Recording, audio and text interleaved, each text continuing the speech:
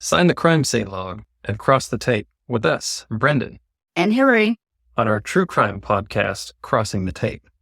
We are a married couple who met while working as a cop at a CSI at a homicide scene. We're passionate about our jobs and justice being served.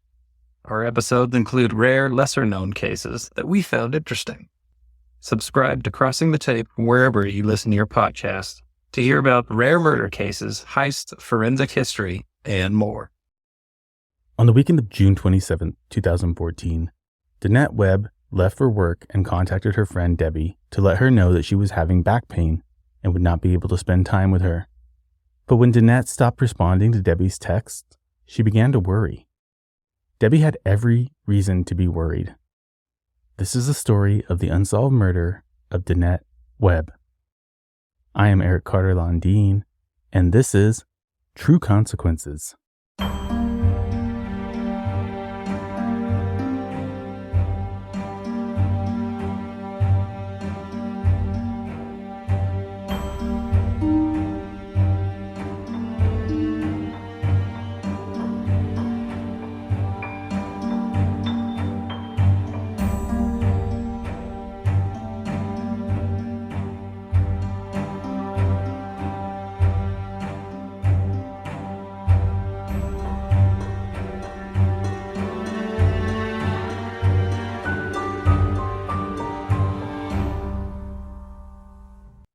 Hey, True Advocate, before we get into this case, I have a few announcements to make.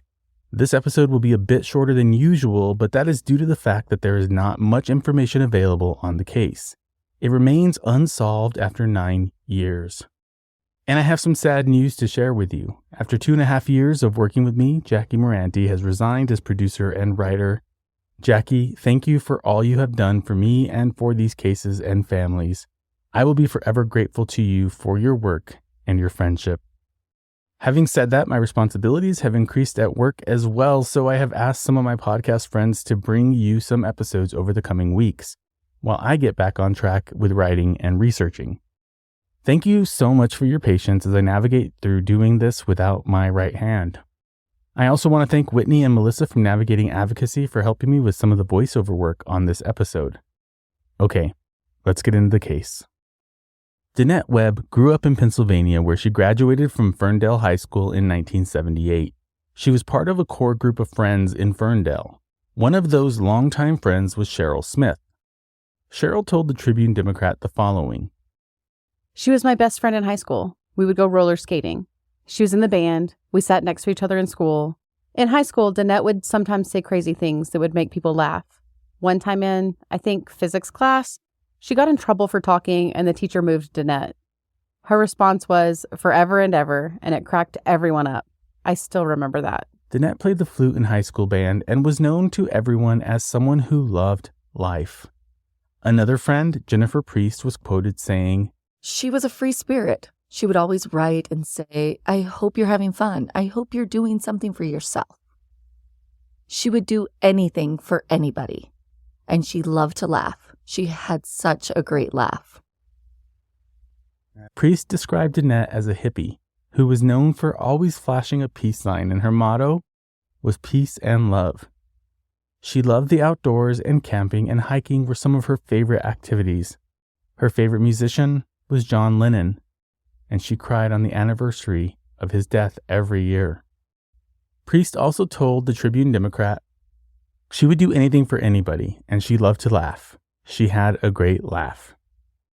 Danette got married at 19 years old. She called into a radio station to request a song and met the DJ at the time, Stephen Webb, who coincidentally had the same last name as her.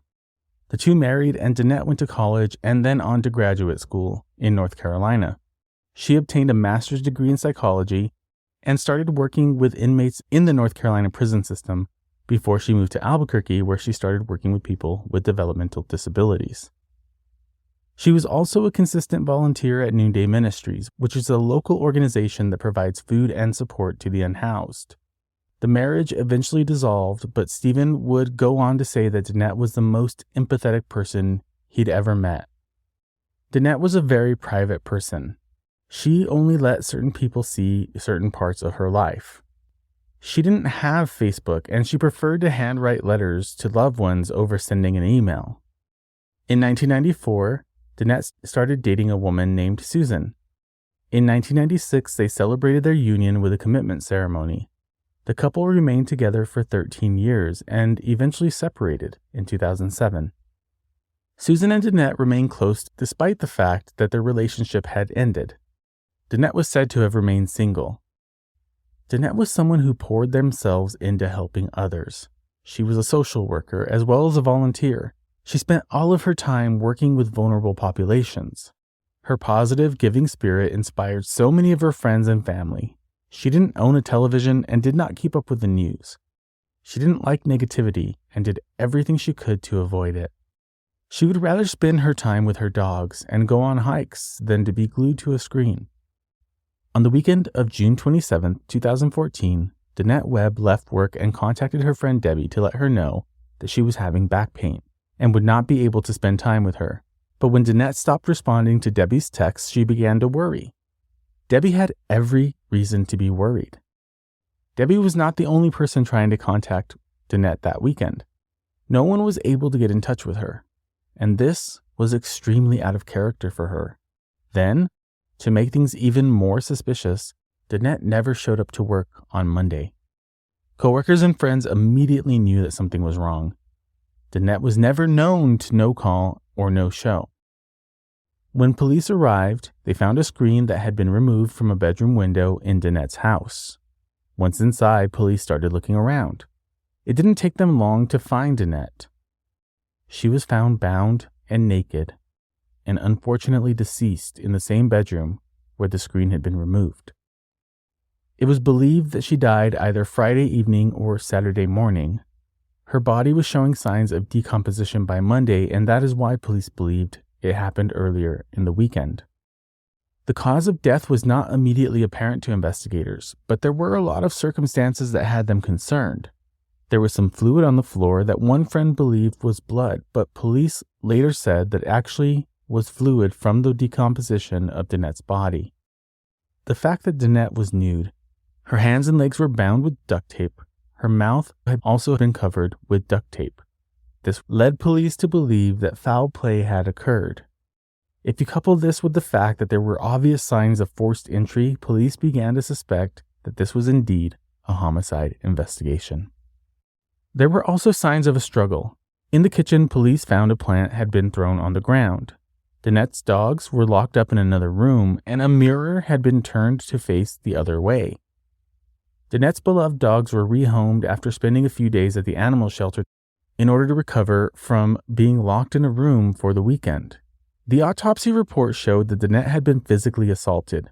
She had 2 broken ribs as well as scrapes, cuts, and contusions.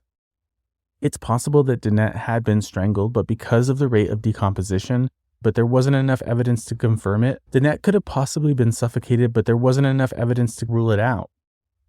Because of this, the Office of the Medical Examiner ruled the manner and cause of death as undetermined. Police started investigating the death as a homicide, even though OMI said the death was undetermined. Police have been unwilling to interview with the media and have provided very little in terms of information related to this case, at least to the public. With regards to eyewitnesses to the murder, there have been very few people who have come forward with information. Danette's neighbor claimed that one night during the fateful weekend, she heard screaming. She was talking to her husband about it, but he told her not to worry about it. It was probably some cats. So, they didn't do anything. A spokesperson for the Albuquerque Police Department said that there was male DNA found on Danette's body, but they wouldn't reveal exactly where it was found or if it had been tested and compared to any potential suspects. One strange thing here is that there was $3,000 in cash in Danette's freezer that had not been touched at all. Now, it's likely that somebody may not have known that was there and wouldn't have gone looking in the freezer for money. But Danette's wallet was also still at the house, and it contained about $200 as well as several credit cards, none of which were touched. This was not a robbery, but it also felt like it wasn't a sexual assault either. The autopsy did not show any physical signs of assault. Now, that doesn't mean that she wasn't assaulted sexually, but there was no physical evidence of a sexual assault. It's really strange, and it has left more questions than answers as to why Danette was senselessly killed. A caring woman who volunteered her time and energy to help others, a woman who was called the most empathetic person her ex-husband had ever known. Why would anyone want to hurt her? As I said, police have been very quiet about this case. To this day, police have not announced any suspects or persons of interest related to the murder of Danette Webb. Friends and family continue to honor Danette in their lives as they try to move on in a world without this kind and compassionate soul. A woman who has left a great emptiness in her absence. A woman who left $74,000 to the arts program at Healthcare for the Homeless. As I close this episode, I want to share some of the ways Danette's loved ones have honored her. Shortly after Danette died, her coworkers and friends held a memorial for her near her home.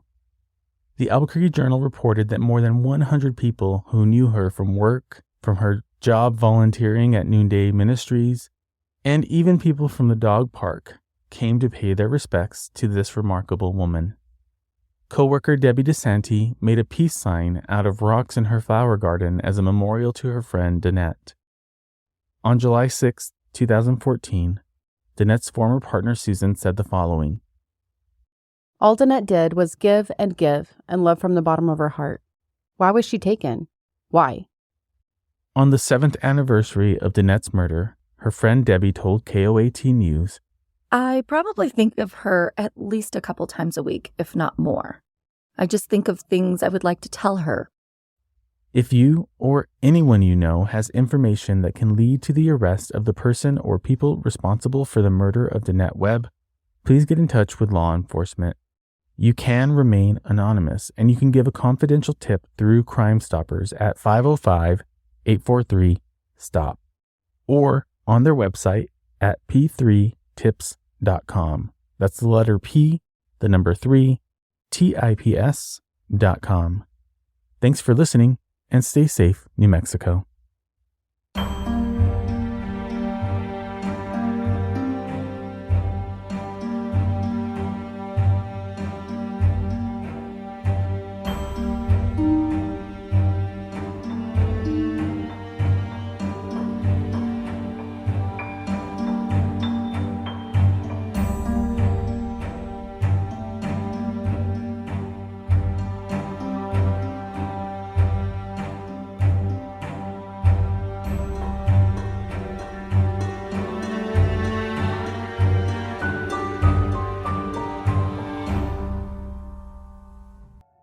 Do you love true crime but are looking for something different? Do you like learning about cases so off the wall they can't possibly be true? Do you love history but want to hear about what they didn't teach you in school? Do you like laughing awkwardly about cases that are bizarre and a little strange? Then we have the podcast for you. Join me, Lindsay, And me, Madison, for Ye Olde Crime, where we discuss the funny, strange, and obscure crimes of yesteryear. Listen every Wednesday wherever you get your podcasts. And we'll see you next time with another tale As old as crime.